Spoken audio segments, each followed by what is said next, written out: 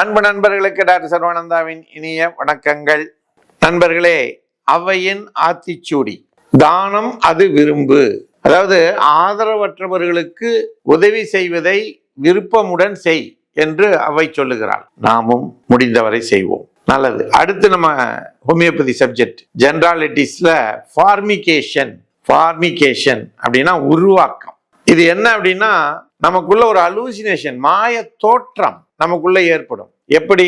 நம்முடைய தோலுக்கு அடியில ஏதோ ஒரு பூச்சி, இன்செக்ட்ஸ் உள்ள அப்படியே ஊறிட்டே ஓடுற மாதிரியான உணர்வு ஏற்படுதல், கிராவலிங் சென்சேஷன் சொல்லுவோம். அது உள்ள இருக்காது, ஆனா நமக்குள்ள அப்படி ஒரு உணர்வு தோற்றம் ஏற்படும். இதற்கு காரணம் என்ன அப்படின்னா, நர்வஸ் ப்ராப்ளம், நரம்பு பிரச்சனை. அடுத்து இன்ஃபெக்ஷன்ஸ், நோய் தொற்று.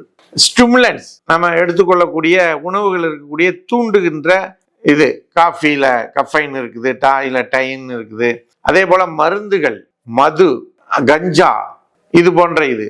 அதே மாதிரி சில பருவ காலம், மெனோபாசல்ஸ் காலம், பெண்களுக்கு மென்சஸ் நிக்கிற காலம், சைக்கலாஜிக்கலா மன டிப்ரெஷன், இது போன்ற காரணங்கள் இந்த ஃபார்மிகேஷன் அப்படிங்கிற அந்த உணர்வு தோற்றத்தை ஒருவருக்குள்ளே ஏற்படுத்தும்.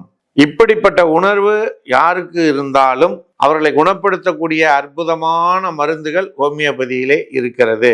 இந்த உணர்வுகள் உடலினுடைய வெளிப்பகுதியில் ஏற்படலாம், உள்பகுதியில் ஏற்படலாம், வலியோடு உடம்பு முழுக்க ஏற்படலாம், எலும்பு பகுதியில எலும்புகளுக்கு உள்ள ஓடுவது போல உணர்வு ஏற்படலாம், அல்லது கட்டி, அதாவது சுரபிகள், கிளான்ஸ் சொல்றோம் இல்லையா, அந்த கிளான்ஸுக்குள்ள ஏற்படலாம். இது ஒவ்வொன்றுக்கும் தனித்தனியான மருந்துகளை டாக்டர் ஹனிமேன் அவர்கள் கண்டுபிடித்து ஹோமியோபதியிலே நமக்கு வழங்கி இருக்கிறார்கள்.